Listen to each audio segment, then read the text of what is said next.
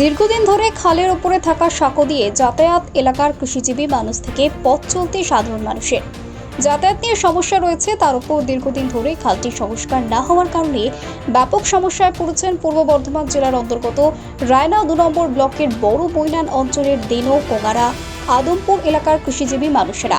দেবখাল সংস্কার না হওয়ার কারণে মুষলধারে বৃষ্টি হলেই দেবখালের জল উপচে আশেপাশের কৃষি জমিগুলি প্লাবিত হয়ে যায়, যার কারণে জমিতে শাকসবজি হোক বা ধান যাই থাকুক না কেন তা আর ঘরে তুলতে পারেন না কৃষকরা।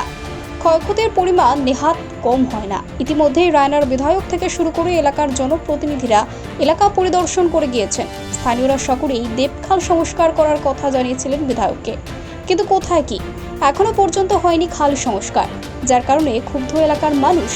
এই দেবখাল সংস্কার না হওয়ার জন্য রায়না, হরিহরপুর, কোঙারা থেকে শুরু করে গ্রামের পর গ্রামে থাকা কৃষি জমি প্লাবিত হয়ে যাচ্ছে, ক্ষয়ক্ষতি হচ্ছে কৃষি ফসলে। তাই স্থানীয়রা চাইছেন যাতে সরকারের পক্ষ থেকে অতি দ্রুত এই খাল সংস্কার করা হোক।